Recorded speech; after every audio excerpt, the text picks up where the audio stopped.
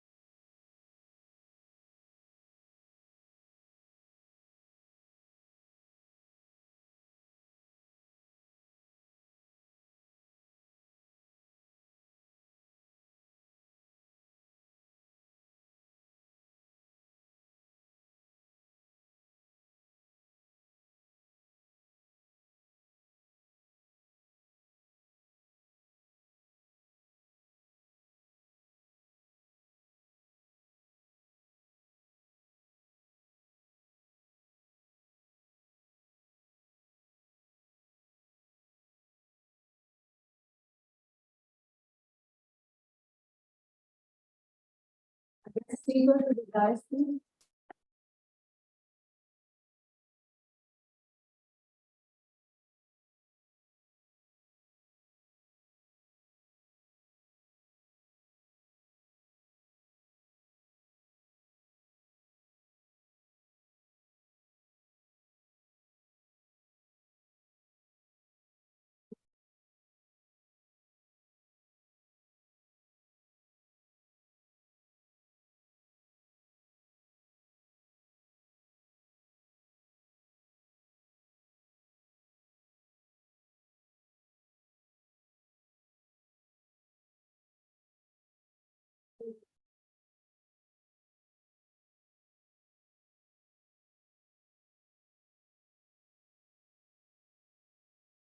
Good morning to our distinguished analysts, directors, respected faculty and my fellow students. It is an honor to present to you our distinguished speaker, Mr. Shashank Sahni, Director and Board Member of Readiness. A proud alumnus of IPE batch 98 to 2000, Mr. Shashank Sahni served as Senior Manager at Oracle Corporation and later as General Manager at Dell, before joining Google in 2018 as Director. Mr. Shashank Sahni is a transformation leader with a solid track record of driving growth and success in building customer-centric and high-performance teams. Despite his busy schedule and work commitments, Mr. Shashank Sahni graciously agreed to join us this morning to share with us his valuable inputs and insights on the topic corporate readiness and cultivating growth mindset. Without further ado, we would like to welcome you to the voting.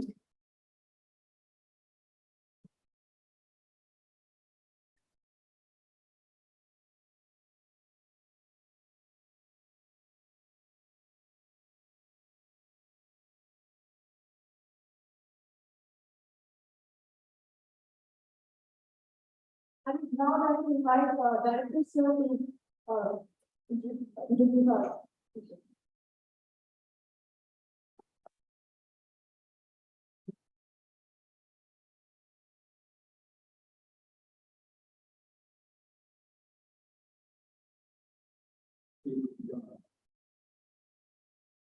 Respected beloved Shashank Sahni, Director, Board Member, for Pro-Governance of 98 to the best. Dr. Sharana, Business Coordinator, Islam Alumni Coordinator, esteemed faculty members, program heads, here first year and the second year. It gives me immense pleasure in welcoming Mr. Shashank Sahni at old campus, 19 back. And he has grown strength to strength. Like he started with EMI networks, and then he joined Dell, he worked with consulting, and finally he's into the top way company. So we're really fortunate that he's able to do some time to us, and also promise that whenever he comes to India, he will do some time for us, so that we can interact with all of you, the students. We thought listening to alumni is the greatest motivation for all of us. In fact, we teachers get motivated when we see our own students in such high positions, and we take pride in that. Please do a round of applause.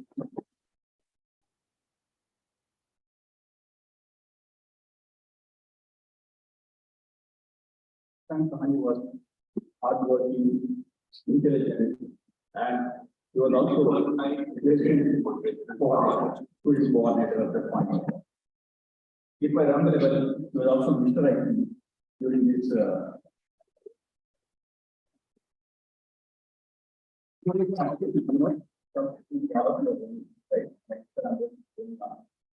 prestigious event. They have conducted nicely, and he was accepted Mr. IT. So they have actually made IT proud and allowing Mr. Hyderabad and many other friends. So we look forward for their guidance in taking IT to the next level. And certainly, we get help from me on behalf of the board, faculty, and all of you. Once again, I welcome Mr. Hyderabad. Thank you.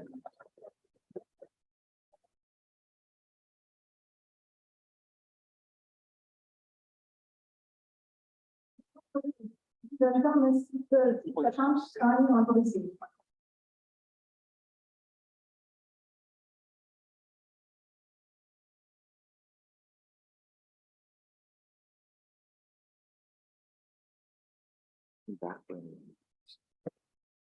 Good morning. How are you all today? Good. Good to see all of you. Thanks for taking this time. I must say it's a very nostalgic moment being here today. Because 25 years ago, I was one of you, sitting in a hall like this in the old campus in IPE. I think I remember at that point of time, it was a wonderful June morning when we all walked in about 25 years ago. Just like all of you, with a lot of ambition and a lot of joy and excitement about what lies ahead. I must say that, we walked out of IPE after that 2 years later, prepared for our corporate journey. And I think the fact that I'm standing here today after 25 years, to be able to have this conversation with all of you is actually testament to the grounding we see in IPE. So I personally wanted to extend my gratitude and thankfulness to professors, Dr. Murthy, and all the other professors I had the joy of working with and learning from during that period. I also want to take a moment to just express absolute pride when I walked on the campus today and just saw the absolute scale of what IPE has achieved over the last many years. I don't think all of you would know so much, but IPE, I think, started from very humble beginnings, but has gone on to build a world-class institute and a campus where all of you are hoping are continuing to learn and thrive in this environment here. So before I start, let me put a round of applause to Dr. Murthy and to everyone.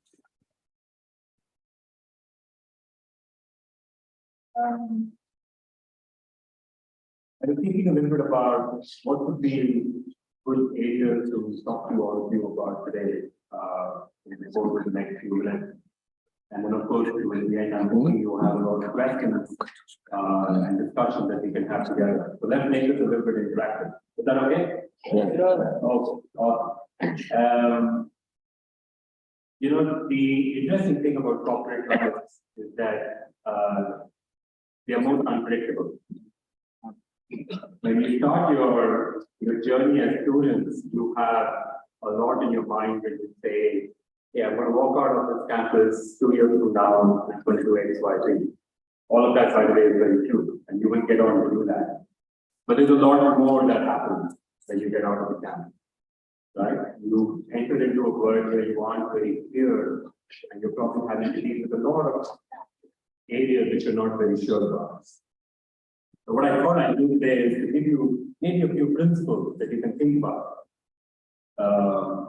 And then I'll also spend a little bit of time sharing with you some thoughts and mindset that you should have and develop and cultivate if you want to be successful in the long term and in your corporate work, right? Before I do that, I just thought I could maybe share a few anecdotes with you. Dr. Murthy has very kindly shared my journey with all of you. And it's been a journey over the last 23 years. Let me start by telling you how I started, right? And so I was part of the placement team here in IPE in 2000. And I remember when we finished the course, I was among maybe a handful of people who couldn't crack a single interview. So that's the irony, isn't it? So part of the placement team working very hard to get companies into the campus. And then as a placement person, I didn't get a job myself. That's quite interesting. And then thankfully, at that point in time, one of my professors said that, hey, would you want to come and join my team? Because she was leaving academics to join a startup, right? So that's where I went and I joined that team, and she was very kind to give me a job. And I remember going into, if people are familiar with Hyderabad, there's a place called Rock and Trail, where there was a small little house in which this company was started. That's where I landed my first job, right? And then from there, we went into a formal office and so on and so forth. By the way, this was the time when there was no concept of Google, right? where I'm working today, it's not much approval. Where if you wanted a Gmail ID, you would actually get an invitation to open a Gmail account. So I one of the few who got a Gmail invitation, by the way. At that point in time, I had a Hotmail ID in Yahoo one, which I still have. And then we worked there for about a couple of years. And so I was running sales at that point of time for the company. And it was my first experience in selling, right? And my first 6 months in that company, I had 0 sales. I didn't make a single sale in that company. And I remember walking into a sales meeting, getting completely hammered, right, as to on a sales review. And by the way, you don't learn all this in a okay? But that's exactly why you don't learn it. Because you go out and you learn, right?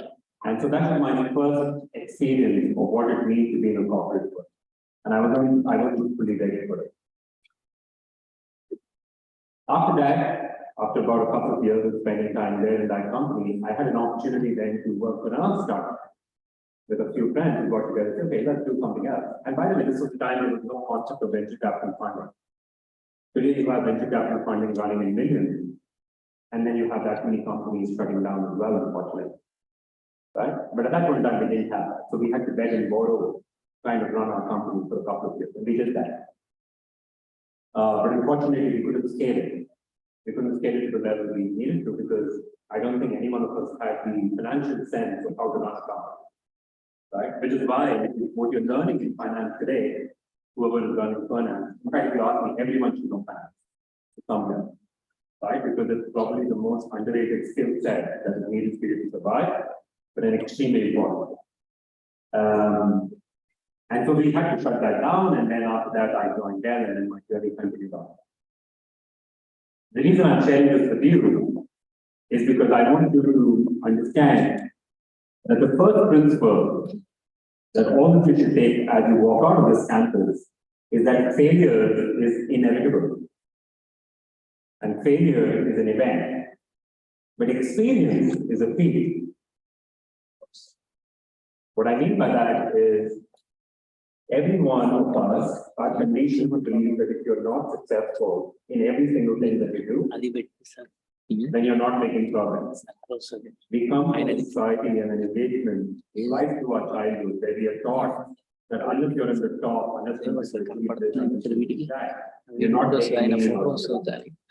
I'll ask you to challenge that today. I'll ask you to think about it saying, do you want to choose life from a position of failure or success? Or do you want to look at life from a position of experience? I chose experience. Right? And I can tell you it has helped me reasonably well so far. And the reason I say that is because at the core of every progress you make is your ability to put yourself forward and experience. So my ask to you is, as you get ready for a corporate life ahead, choose experience. Even if it is the smallest thing that comes your way. Don't assume that you can be ready for the big job if you don't take small steps. Right? I'm sure all of you sitting here are aspiring to do a business of your own, joining a big company, and I have dreams, right? But those dreams don't get realized unless and until you take small steps, and those small steps are experience. Right? So that's the first lesson, which is failure is an event, but experience is a field. Right? So that's my first principle that I want to share with you. I think the second one I would say is, you are here right now in an institute where you are dedicating time to learn.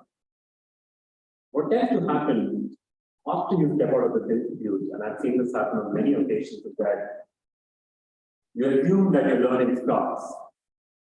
Why? Because you assume that, hey, I have now done this subject, I'm a marketing guy, I'm a finance guy, and etc., and I don't need to learn. Actually, it's exactly the opposite.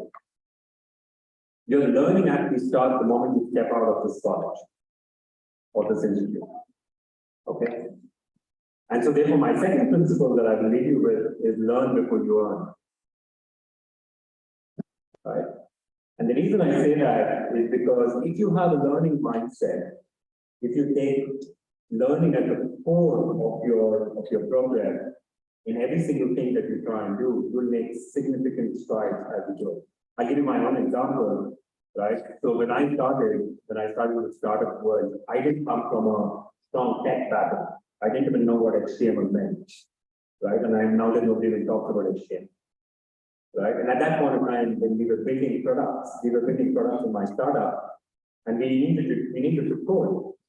We couldn't hire, people from different engineering colleges, etc. We had to learn the code, because we had to build a product.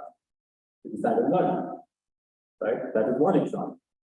Fast forward 20 odd years, today my learning is all about economics and leadership. And the reason why economics and leadership is important is because that is where, we make decisions as leaders. We have big decisions today as leaders, and at all point of time, it is the interplay of economics and leadership. And so we're always learning, right? We're always trying to understand what's happening. I work for a company where we are regulated, right? Google is regulated by the industry, right? And I engage with regulatory bodies, or I engage with customers at every given point of time, where I have to make sure that my understanding of regulation is so strong that I can help my customers make the right decision. But if I assume that just because I'm sitting at a senior position in Google that my job is done, right? I will never be able to be successful. Right. So my sincere ask to all of you is make sure that you're keeping learning as a constant factor in every single thing that you do. So that's the second one. The third one is one of my favorites, which is get up, dress up, and show up. What do I mean by that? Every single morning, irrespective of whether you are a student or if you're going to a corporate world, get up, dress up, and show up. That is 50% of your job now. And the reason I say that is because as you grow in your career, there will be days that will be tough. There will be days which will be easy. You will not feel like getting up some days in the morning. You will ask yourself, hey, why am I doing this job? Right? I'm very happy. I can be happy at home watching Netflix. Yeah? That's the choice you have to make. It is your choice to get up, dress up, and show up every day to work. Right? In the same level of punctuality, in the same level of discipline. And don't assume that that will not make a difference over a period of time. That's what matters. Me and many of my colleagues and friends and people who I look up to and who I get inspired by every day, I'm very sure they have the same level of excitement they had when they started their careers the first day. Right? And it is tough, by the way. It's not easy. I'm not saying it's easy. Right? And I've always said this to people that, the most difficult thing about work is work itself. Right? The most difficult thing about work is work itself. Your ability to handle that every single day, every single minute is extremely important. Right? So that's the third principle. The fourth principle is actually an extension of what you all are doing right now.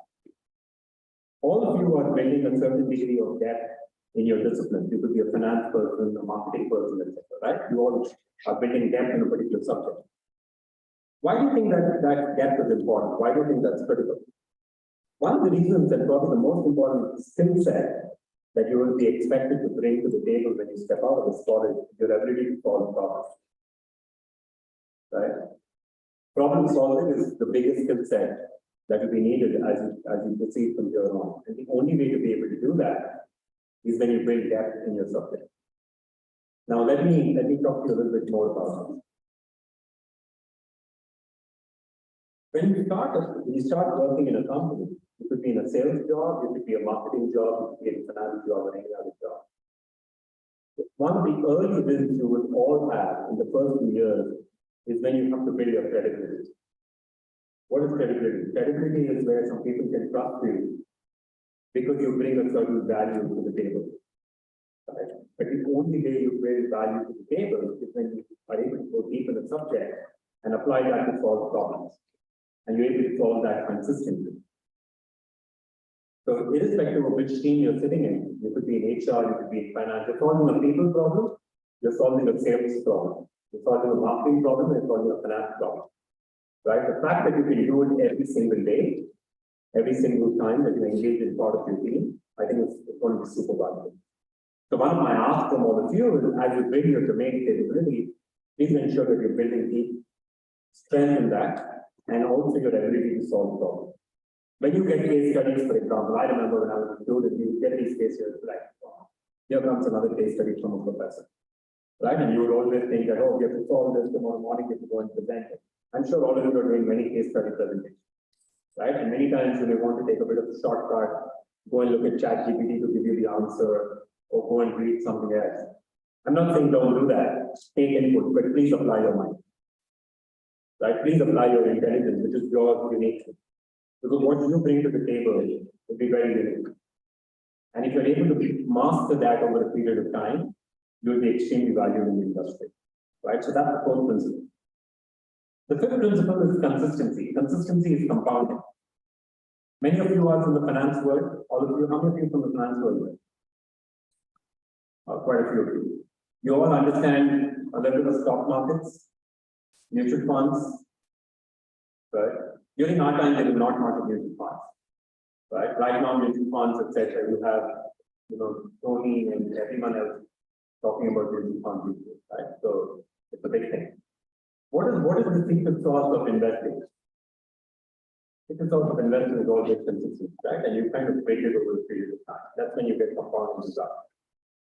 Right? You don't get compounding results in the stock market in a year or two. You get them over a period of time. Right? The same applies to your career as well.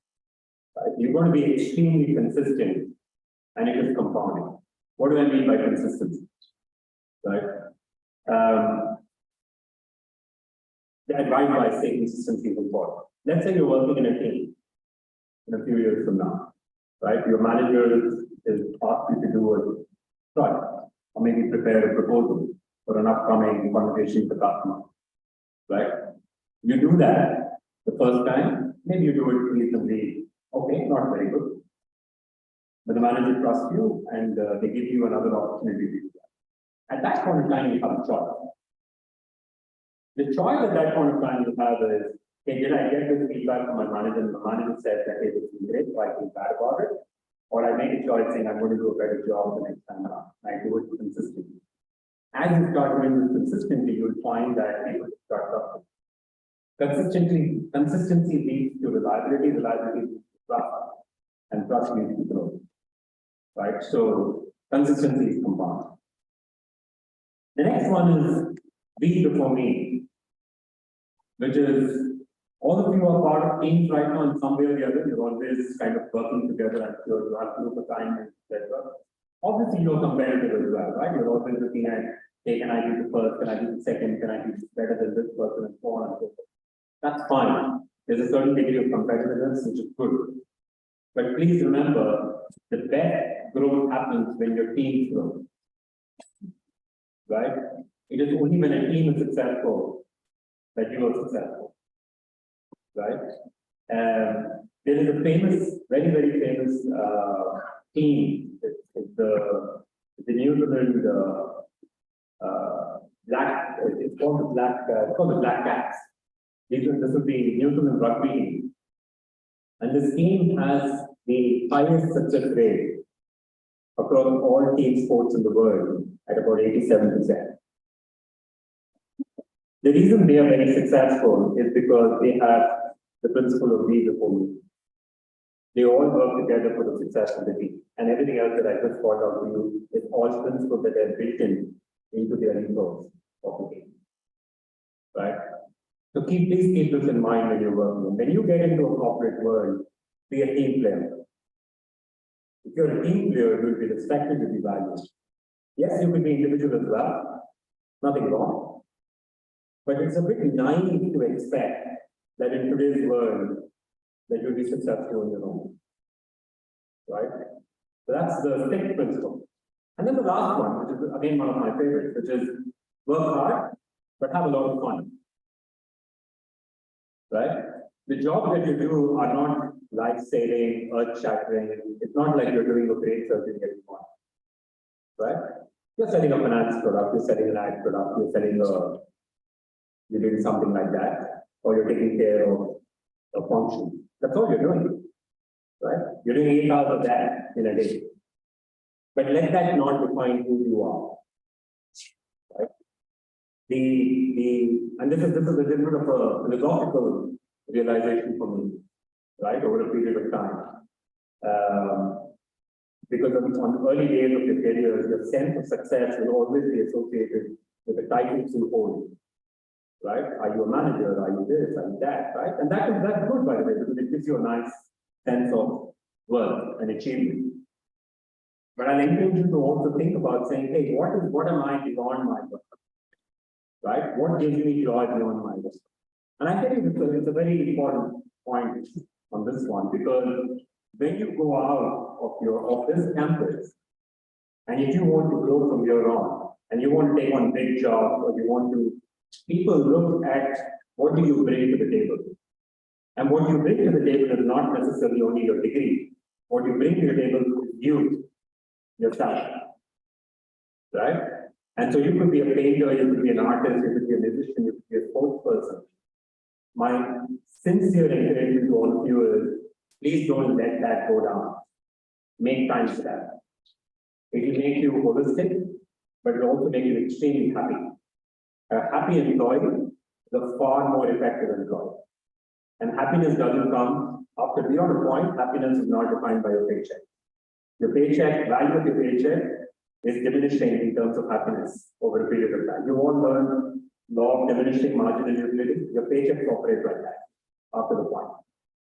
But your deep interest in whatever you're trying to do doesn't follow the same curve. It goes the other way around. Right? So I encourage you to keep that in mind. Okay, all right. So that's maybe a few principles for you to think about. And all of this, I think, is some of my own reflections, by the way, right? I mean, there's a lot of data and science available that you have access to today. This is just some of what I have reflected over the years that I'm sharing here with all of you. You could internalize it and take it the way you think works best for you. But I definitely ask you to think a little bit about it.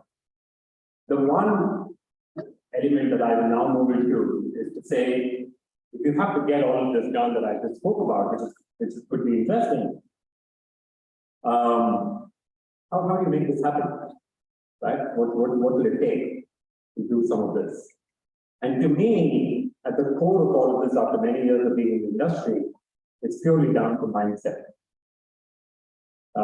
It's not really intelligence. It's not really, whether somebody is lucky, unlucky, all of that. My dad used to always tell me that, success is 99% perspiration and 1% inspiration, right? And it's always stuck with me. He left us in 2004, but his word was always stay with me. And I've always found that extremely valuable. And at the core of hard work, or at the core of being meticulous, etc., is essentially just a mindset. Right? So what's the mindset you walk into a meeting? What's the mindset you get up every day? What's the mindset you want to approach your career with? What's the mindset you want to work your life with? So I'm going to leave you today with a simple framework, which I call the ABC of a mindset, which is the growth mindset. And the reason why I chose the word growth mindset is because all of you, I'm assuming, are in this campus and want to go out to grow. Is that a fair assumption? I don't want to grow. So you need to have a bit of a growth mindset for that. Right? I'm going to spend the next maybe few minutes on that. And then after that, let's open it up for a conversation. So when I talk about the ABC of a growth mindset, the first one is essentially the attitude, which is the first A. The attitude that you want to bring into a team, into a business, into a situation, and the approach you want to take. Over a period of time, I've had the opportunity of working with many team members and colleagues over the world. And I've always seen two mindsets. I've seen a mindset which is, why did this happen to me? Or the other mindset is, okay, this has now happened. How do I now respond? Right? It is in that simple framing in your mind that you can change the entire game in the way you look at it. You want to look at it as a half glass full or half glass empty is a personal choice that you make. Right? So that's the attitude. I think the second one is aspiration. When I look at all of you here today, I can see a lot of aspiration in all your eyes. Right? I can see the excitement about what you want to do. You're all very young, ready to go, ready, right? And that's the aspiration, right? But with aspiration also comes an opportunity to think about saying, how do you want to inspire? Do you want to inspire follow, or do you want to inspire with a purpose? And what do I mean by that is, aspiration needs to have a certain degree of purpose to it. For example, at this particular point in time, as you're starting your careers, you'll walk out in a couple of years or maybe this year, and you will say, my aspiration now is that I want to have a bank balance of X. Fair enough. I have an aspiration of purpose that I want to start a family. Excellent, right? So that's your purpose. But have a purpose and be unapologetic about it, right? You don't have to try and defend your own purpose. Your aspiration is your aspiration. In 10 years' time, you'll say, I want to change the education system in India. Fair enough. Or I want to contribute to the healthcare system in India. Fair enough. That becomes your purpose. But articulate your purpose to yourself. Write it down somewhere and keep it. Right? Go back and look at it after 10 years. You'll be amazed at it. Right? But aspire with a purpose. So those are the two ways that I'll leave you with. So that's the A of the ABC. Next one is the B. Right? The first one is what I call be deliberate. How many of you follow cricket? Oh, not many. Interesting. I would expect everyone to put their hands up. Right. So look, any other interesting for people watch tennis? Okay, right. Many of you have probably seen or know Sachin Tendulkar. Yes, sir. Yeah, everybody knows. Okay, great. You know, he was constantly getting out in some of the series in Australia because of a particular shot he was there. Right? And he went back to the nets and he practiced. He practiced that because he was making a little bit of a mistake in his footwork. Right? His footwork was not right, so he was not playing his front shot very well. Right? So he practiced that for hours and hours and hours. And then he went back and he started scoring a century exactly in those same ground. And the lesson to take from that is be deliberate. Why do I say that?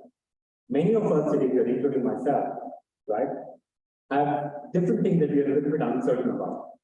Some people are uncertain about public speaking, for example. Right? Some people are worried about talking in meetings. It's a big problem.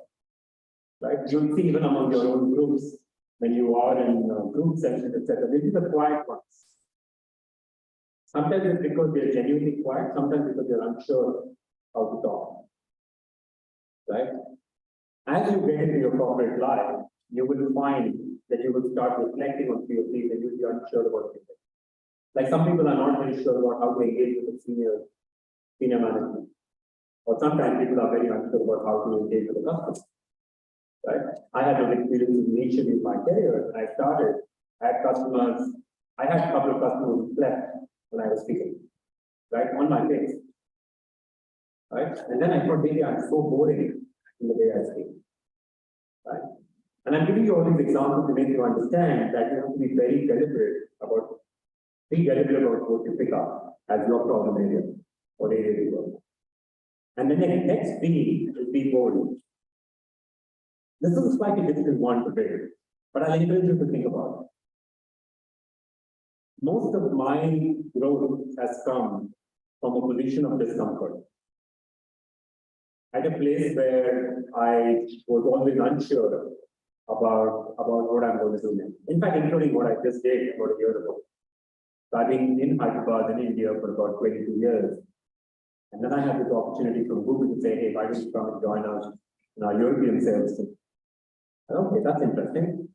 22 years, well established, sitting here in India. I know life in India is very good, very comfortable.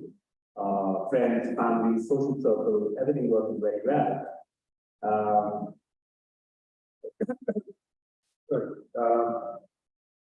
And I was, sorry.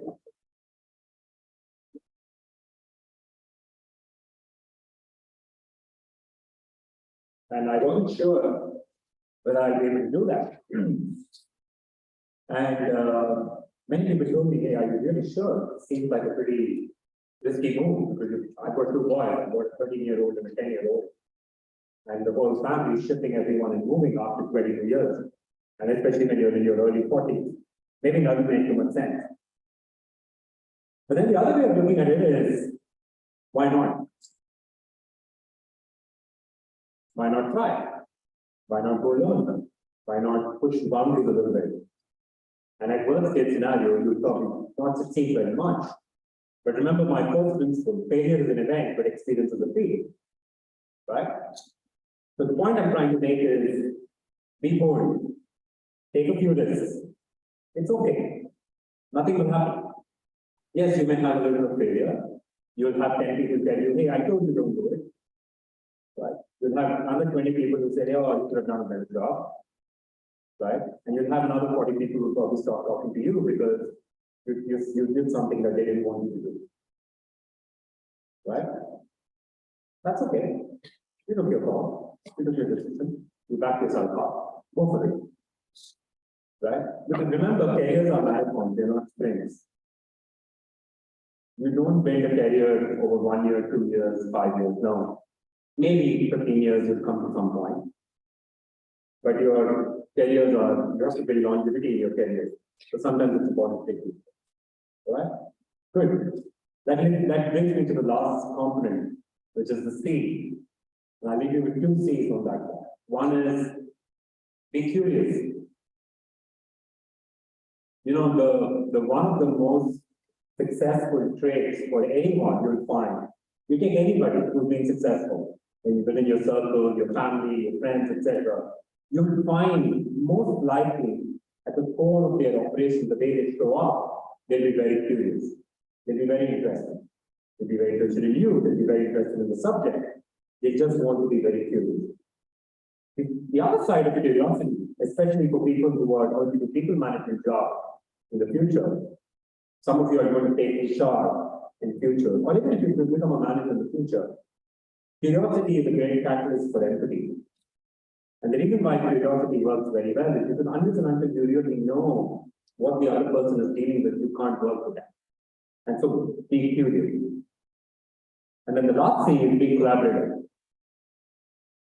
You know, in the company I come from, in Google, we are such a matrix organization.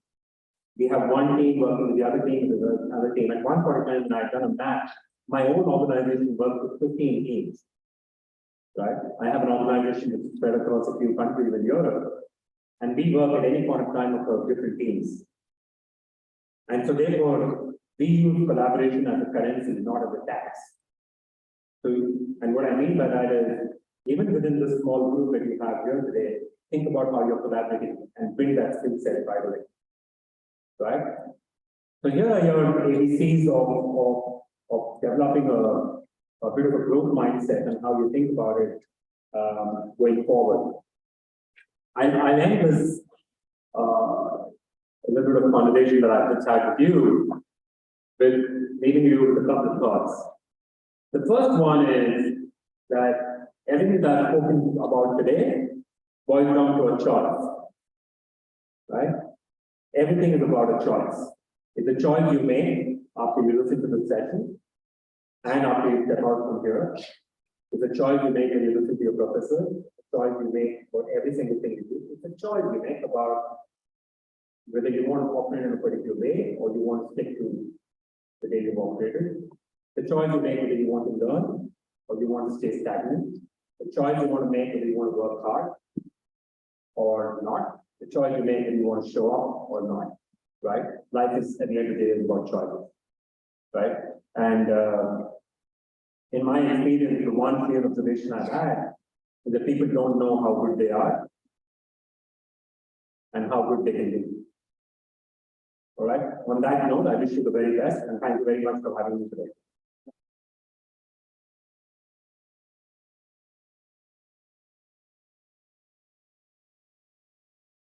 Right, you can maybe open up some questions.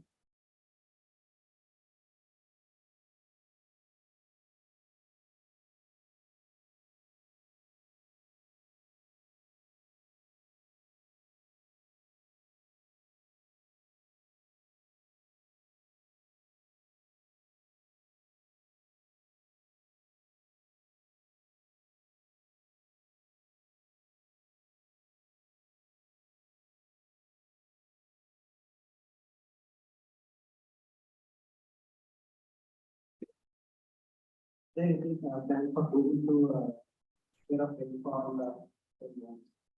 less rainfall? So what is that really? Is Google taking any initiative for less rainfall areas? That's There's a less rainfall in some area.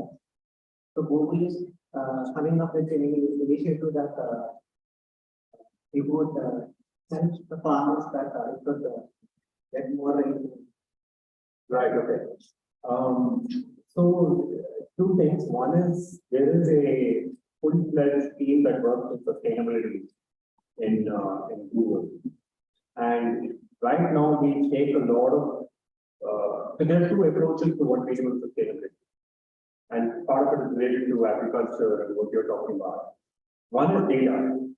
So you see, everything that we do as a company is fundamentally listed on good data that we can bring to solve any problem.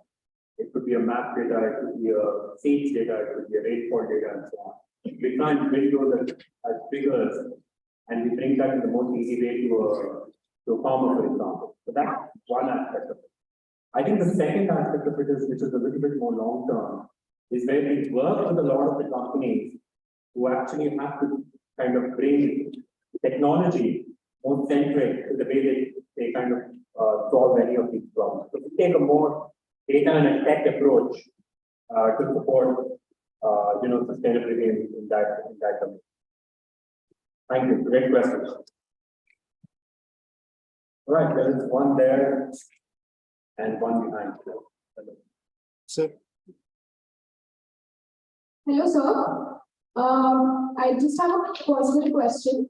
Would you rather choose success over excellence or vice versa? Choose success over excellence or vice versa. All right, I think you need to be a little bit okay with not being perfect all the time. I think that's all right. I would choose progress over perfection.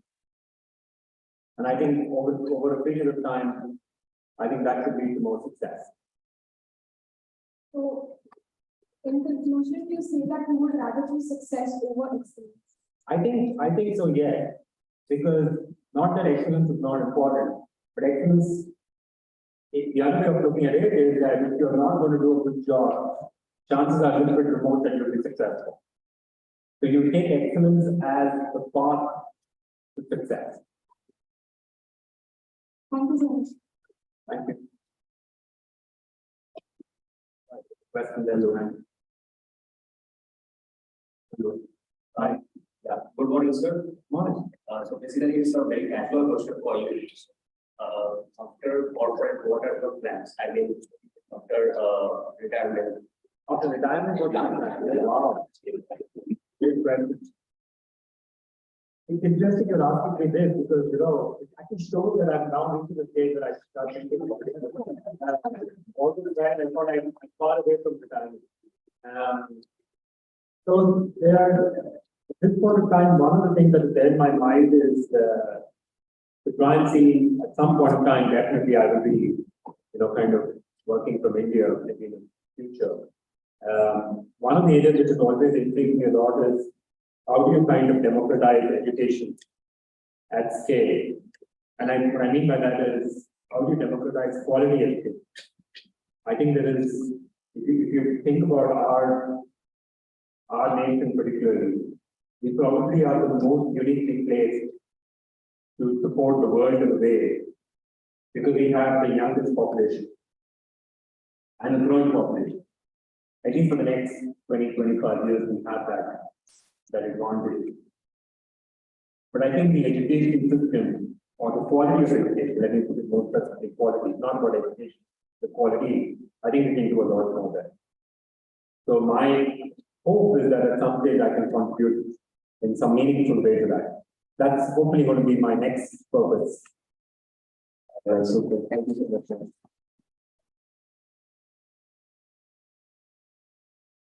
All right, I think there's somebody there in the mic.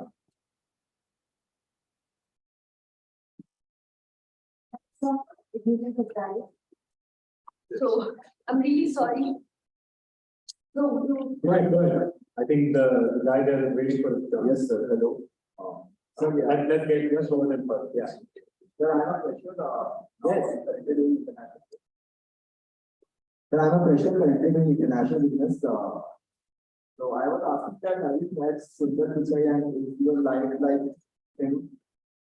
And they are one of my actors and industries also. We have met like everything. Yeah, but you know, I'm not at the board of Google right now. I'm at the board of Google Northern Europe. So just But do you have I met Sundar? Yes, I have met him. Yes, sir. So,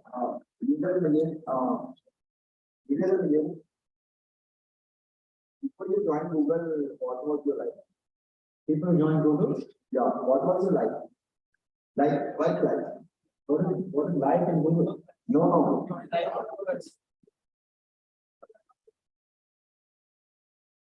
What is my work life before I joined? How Google selected you? How Google helped me? Yes, sir. Okay. Yeah, yes, sir.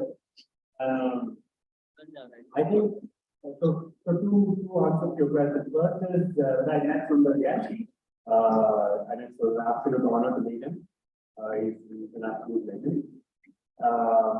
My work life, I think my overall life has definitely evolved a lot more after I joined Google because of two things. One is, I think you get exposure to probably some of the finest minds in the world, and so therefore you're challenged in a really good way. You get to learn from peers and colleagues who are so good and far better than you. I think that's the first one. I think the second one is Google as a company really embraces you as a person. So what we look for in people is not just your domain or your knowledge, but what are you bringing holistically? That's why I spoke about some time back about trying to build a holistic profile. And then the third one, which is you get access to cutting edge technology, right? Because what is getting built in Google is being used by millions around the world. So it's an absolute privilege to be a part of a company like that. Sure. And as a business background, so how is Google selected you like any basis? By Google hiring. Yeah. By the so like 5 words so that you can get the Google in 20 years. No, I think you can get it much earlier. But I think just to give you my own story, I didn't crack Google 2 times before I cracked it the 3rd time, by the way, just so that you know. So Google interviewed me in 2003, and then they interviewed me in 2012. And both of the times I couldn't crack the interview.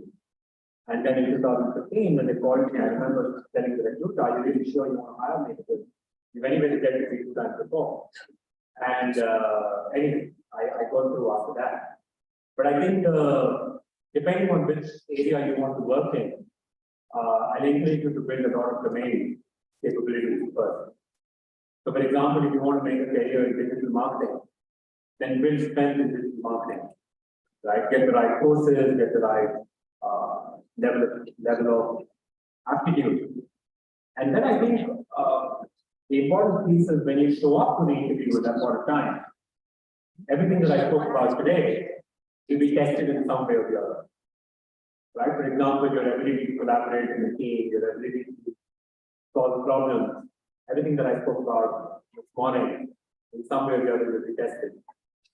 So the way to think about this is use your college campus as a safe space to learn. And when you come out of college, then go and test all of this out and slowly build your profile. Thank you very much. Right, I think there's 1 year and then you go there. Hi. My name is Catherine. I'm from IPE, Portugal. So I have a 2-part question. Sure. One being, since you work in corporate here in this country and out as well, Yeah. is there any difference in how the corporate functions in the basics? And 2 is for somebody who's out of this business. So either I might have a business background or from a family which is in that. So for me to come into it, in addition to not knowing stuff or not having the same experiences, how to get over that? All right, great question. Can I answer the second one first? Yes, sir. Yeah. I don't come from a background like that myself, right? I didn't know what a business looked like. I came from a very standard, lower middle class, environment where my father used to work in government and my mom was a teacher, right? So I didn't have the agency of business at all. And I grew up in an environment where all my friends around me were all academically oriented. So they were professional children or scientist children and so on. Take Sundar himself, for example, right? He doesn't come from that background. So I don't think that is a concern or an inhibitor to success. I think the way to think about this is to figure out what is it that really gives you energy, right? Because energy follows intent. So if you have, I don't know which area you're beginning to develop interest in, but my suggestion to you would be just go with the flow for a while, right? Like if you get too worried about, hey, I want to make sure that I get only this job, or I want to get only that job, or if I don't get this designation, then I'm a failure, or I'm not going to be happy anymore. But actually, in the first 2 years, it doesn't really matter. Right? You should be like a sponge, really, just soaking in everything that you get. And then figure out, give yourself a little bit of space and time to figure out what you want to do. I've seen people who started off with finance, ended up doing sales. Some people started sales, ended up doing HR. People have done sales, HR, marketing, IPE, right? So there are no prescribed paths to it. But I think the core of this is, do you really enjoy what you do on a day-to-day basis? Like for me, for example, when I started, I just enjoyed the whole opportunity to work with customers, right? Like just sitting down with the customer and trying to position my product to them, and getting a sign off from them. When I got my first deal, say after 6 months of struggling, it was a big part because I didn't know what it meant to crack a deal, right? And so therefore, my suggestion to you is go and experience some of this, right? I mean, start somewhere, of course, right? It could be any particular job to start from. A reasonable company, a reasonable pay package, good enough, start from there. And then build on from that. Right? And it doesn't matter which background you come from. What matters is, whether you have a growth mindset. Keep going. So that's the first answer. I think the second answer you asked me was, what the difference at basic level between working here and working outside or west versus here. I think some of this is economics. I think if you work in the Western world, you're working in a world with the far more developed economy. They have more structures and systems in place. So things tend to be a little bit more predictable, a little bit more structured, a little bit more systemized. In the Asian economies like India, which are growing upwards of 7-8%, you are always going to feel a little bit of a hustle, right? And I think that's good, because I think that creates good energy. It creates innovation, like in India, the famous Jugaad as it's called, right? It works very well in India because you solve problems with the limited resources you have, right? So you don't necessarily always look to build systems. You need systems, but you're okay to being a little bit innovative and creative. So I think the difference lies in where the best is, because they're a little bit more developed, and where we are in India or in Asian economy, they're really developing. So therefore, that is where you find a little bit of a difference. But in large companies like Google, for example, some of the expectations are common wherever you are, like the culture of performance, culture of meritocracy, value-based, integrity, ethics, etc., is always going to be common. That will not be different irrespective of which world you are. Thanks, sir.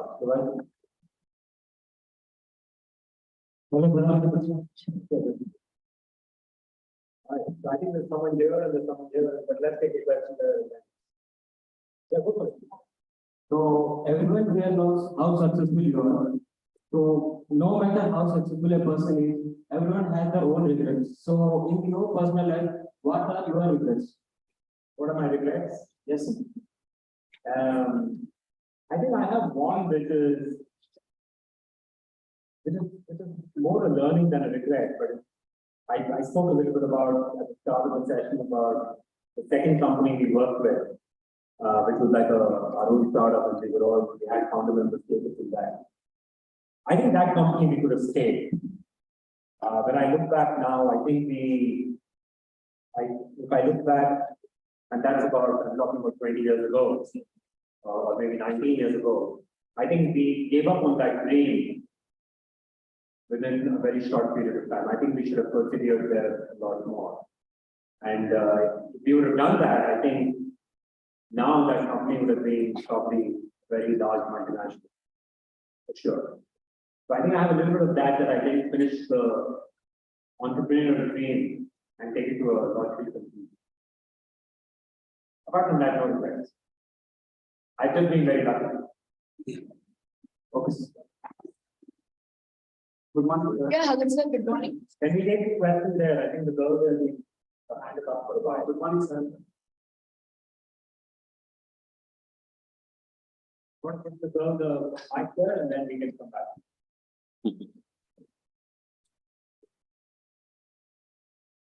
Hello, Mr. Sahni. I'm Sahni.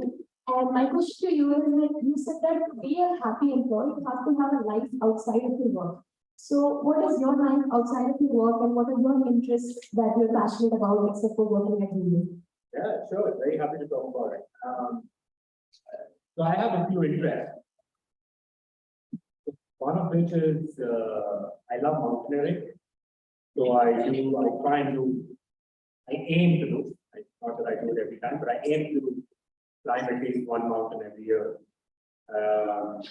And that helps me a lot personally, because when you're in nature and you're trying to attempt these things, you also become very humble, because you just realize you're a very small speck in the nature. You take yourself so seriously. So yeah, so that's one thing I do. I think I read a lot. I get a lot of joy from reading. And just like many other people, I listen to a lot of music. I get a lot of that. And then over the last 2 years, I've also taken to running. So I do a few marathons, etc., whenever I can. Yeah, these are a few things I do. And then the joy is the most important thing that gives me a joy. I spend my maximum time with my boys. I've got a 13-year-old and 10-year-old. And they're growing up too fast. They're becoming teenagers now, which is a little bit of a problem. But we are happy. So yeah, so that's what keeps me going. Thank you, Mr. Sahni. Thank you. Hello, sir. Good morning. All right. There's one here, yeah. Yes, sir. Thank you. So, since you have a vast experience regarding very number of industries and all, didn't you have any idea of making your own business, like you started right from the beginning, or now do you have any idea of getting into your own business and doing it? Yeah. If so, what's the nature of the business you wanted to try, right from your experience, or anything versatile which is very different from the things which I have done up to now? Yeah. So, like I mentioned, we did try to do that 20 years ago, and like I said, some time back, that was a failed experiment. We couldn't take it very far. So yes, the entrepreneurial bug was always there in my mind. I think I've kind of kept it at thought for now, because I think I've got other priorities right now to take care of.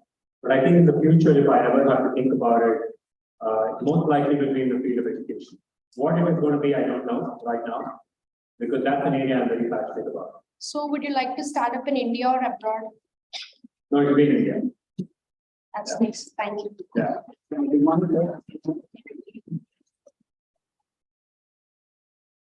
more. Such a long journey. Hello. Body setting. You want to hold? Then we take thoughts. Good morning, sir. Thank you for sharing your experience. My question is, in such a long journey, many more years ago, what's the first thing that keeps you motivated to go on? What motivates you? What motivates you to go on? What keeps me going? Great question. I think I have genuine curiosity for experience. I'm a little bit of a adventurer at heart, I think. But to me, there is every day I get up and everything I start doing, I'm very excited about what I'm going to be doing next. And I think that excitement keeps me going. Because the world we are in and the technology world that I'm in, last 20 plus years, there's just been so much innovation. That keeps me going. One. Second, now at this particular point of my life, it's not so much about myself anymore, really. This is what keeps me going with my opportunity to give back. So whether it is to give back in my company, whether to give back in the society, or to give back to my family, I think that keeps me going. So yeah, it's something as simple as that, nothing else. About innovation, how the Google is taking situation like ChatGPT nowadays. Google is the search engine and ChatGPT came into the competition. Yeah, just wait and watch for a while. Morning, sir.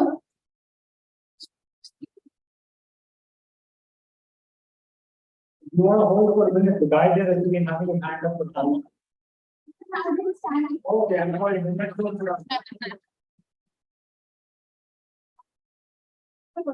Yes.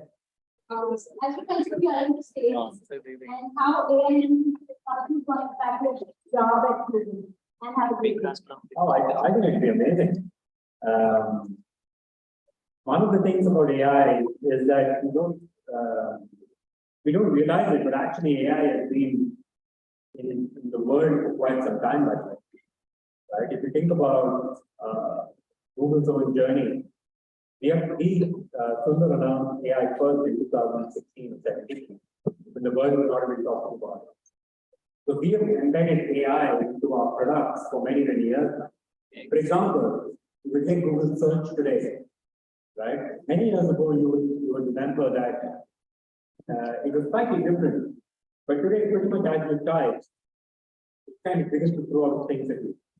Today, you can put your phone on Google Lens and put it as an object, and it'll start throwing up the data to you, right?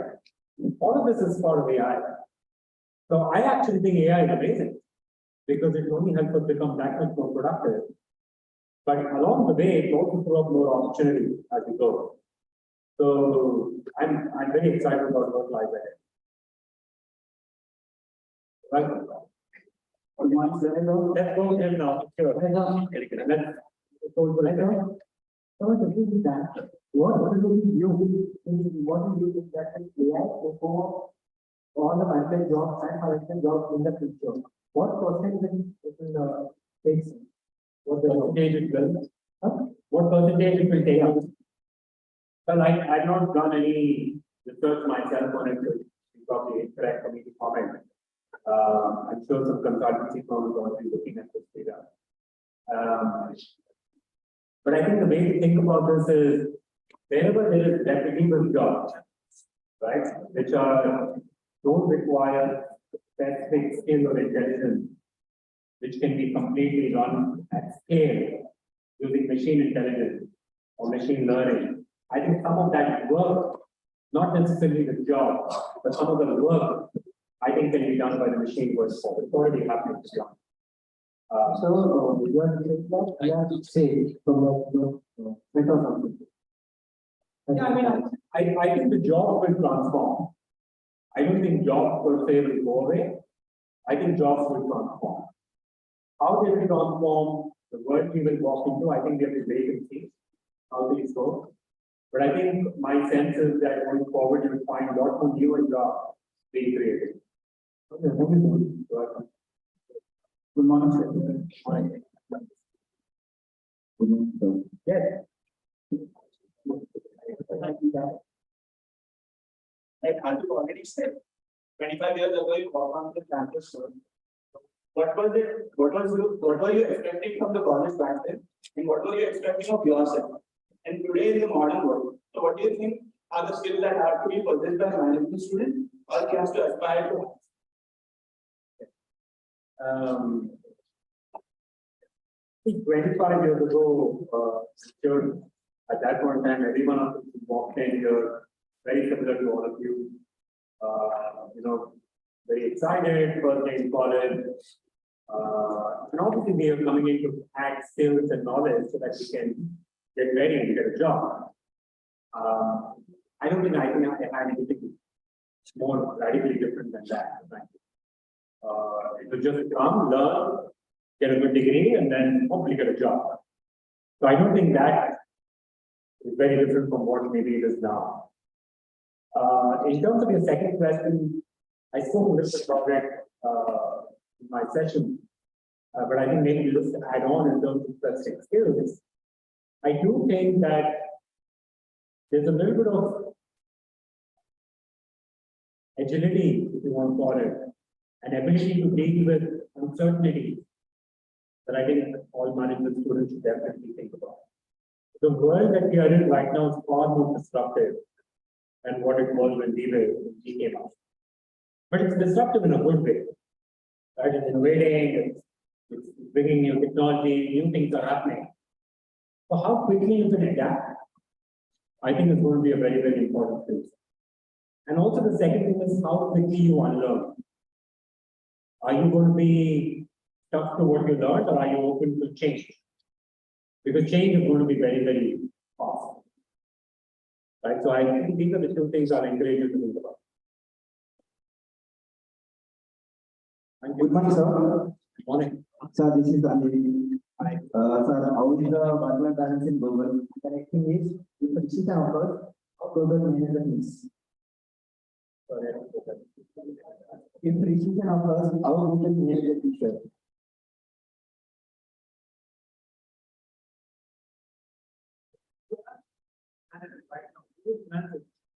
You're asking how good finances are doing?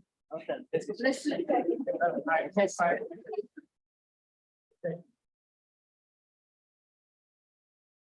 How recession has affected the company? It has affected, definitely. If you've seen the last 2 quarters results which are public, we have done well this quarter. We did good last quarter. The previous 2 quarters we struggled. And part of it was driven by recession, inflation, as well as by the war that is happening. So it has got affected. But I think we have very strong fundamentals, and our business model is very resilient. So we are pretty sure that over a period of time we will be able to cover that. Good morning, sir. Good morning. I was told you joined a startup and at the place student stage before joining the corporate. I want to know how you handle the subtle pressure from your face, from your home. And where the startup went in that time with a lot of uncertainty, which we said. And how did you handle the pressure from home? Yeah, that's a great question. We, especially when you come from backgrounds where you don't necessarily have the financing, right? And you're very much dependent on a monthly income, to run the show. Taking risks like these are not necessarily very welcome. But I think at that point in time as well, the family was very supportive. And the way I don't remember exactly, but I think the way I approached it was I had a very frank conversation and I said that I need about a year to test it. And if it doesn't work, I will go back to a normal job. But I need 1 year to try what I want to. That's what I did. Yeah. Hello, sir. Good morning. Hi. So from your past, I can assume that you had a few rough years in the starting of your career. Yeah. Many rough point of time and you lost your father and that problem. So due to some certainties, you might get sidetracked from a motive, goals, a mindset. Yeah. So what are the means or what are the ways we can get back onto that and follow our goals? Yeah, it's a great question.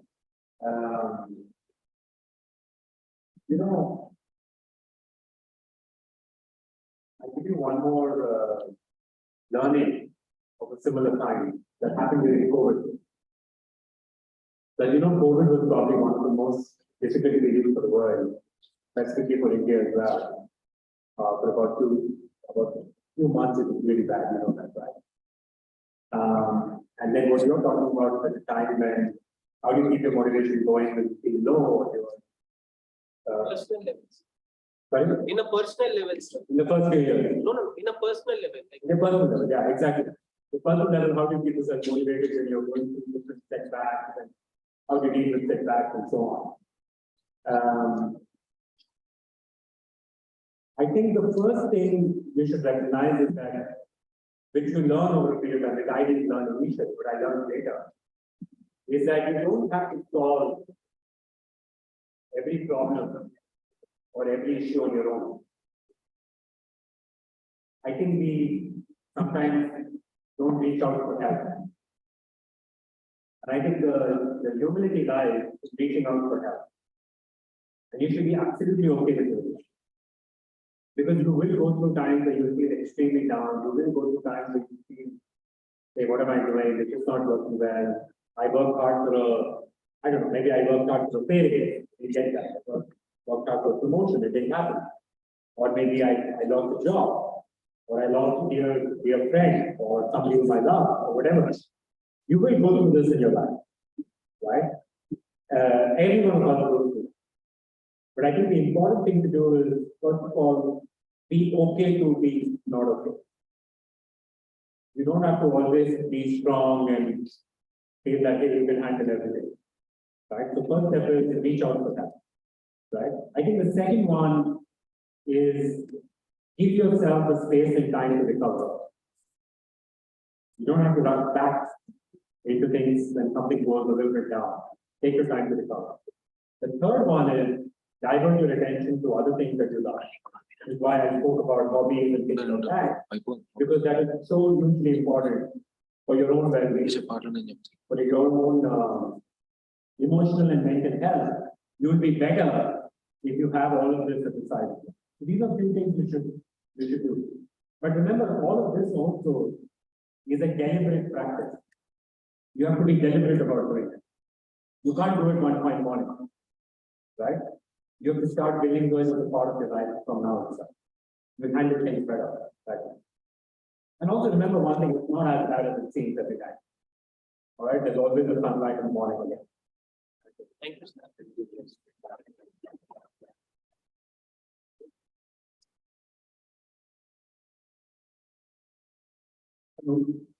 I think this is the last question, please. Last question. Okay.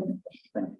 Sir, I'm Abhishek. Sir, I just wanted to ask, you have been at Google for many years now.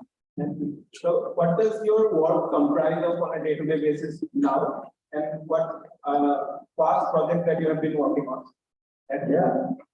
Yeah, sure. So I'm part of a team which runs 6 markets in Google. So we cover Netherlands, Belgium, Finland, Denmark, Norway, and Sweden. And we run a fairly large Google business. There are a few of us part of the board focused in Northern Europe. And we run that business. And primarily our business is to take our ads solution, our Google Ads business, and then work with large advertisers and help them meet their goals. For example, we would be working with a large automobile manufacturer, right? And they want to do a multi-million-dollar brand campaign. So we will work with them and help them strategize for that and ensure that they meet their objectives. Likewise, we could be working with a retail chain and building their full retail strategy for the year. We will help them build that, right? And so on and so forth. So part of my job is to run all of these different strategies for our customers in that part of the world. Right.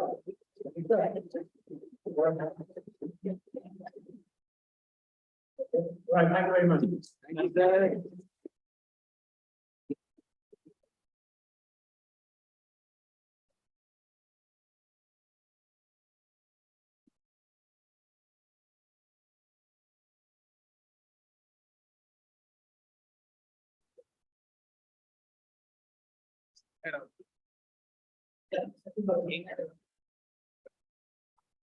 Before I invite students, I have to do one more things.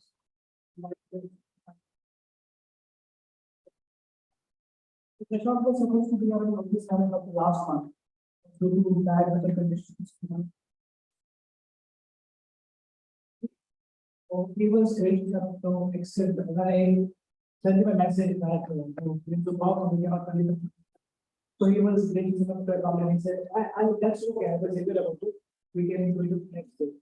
So when he gave his time, very easy, I don't know, that we interacted with you, he shared experience, you could understand that the kind of learning he has and the kind of CNC course on the game. So very mindful, grateful that you gave us sort of the benefit of the audience, students who joined us who said, let me tell you that Shashank is very, very meticulous in planning. Last time when I invited him for a webinar, I still remember before one day, we did this rehearsal, because it was online. So we just understand the seriousness of a person. That he came and he told, let us do one rehearsal, whether everything is working properly or not. Despite being a person who is working with you, that time he was actually looking up the entire YouTube services in India. So he came and he said, no, let us do one rehearsal. That is very important for you to understand how sincere word was for. So now I request our director, please present to add one goodies bag that we should prepare for alumni day. So present, please, as a token of gratitude to Shashank.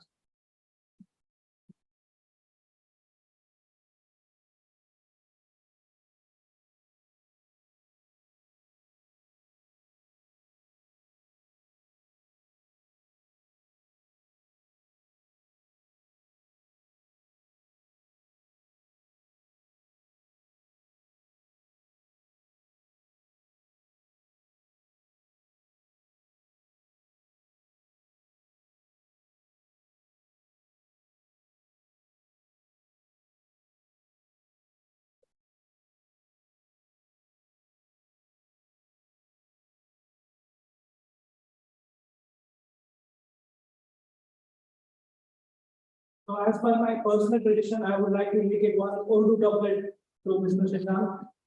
शुक्रिया तेरे आने से रोनक तो बड़ी महफिल की और मैं ये कहते के जज्बात को भूल गई। मैं अभी के तेरा से बहुत मोटा बनी।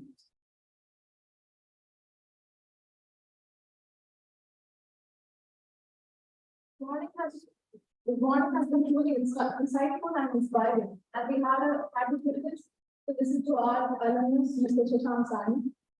On behalf of the entire IPE family, I stand here to extend my heartfelt gratitude to Mr. Sahni for gracing us with his valuable time, thoughts, and experiences. The principles that we spoke about and the agencies of the group mindset that we laid out is something that we will surely remember and carry with us. This session has not only been inspiring for easing our peers, rather our answers to our questions have also provided us guidance prepared us to enter the corporate world. So we'd like to thank you for that. And I would also like to thank our faculty members, administration, IT department, alumni relations, and my fellow students for being part of this knowledgeable session. Thank you everyone and have a great day.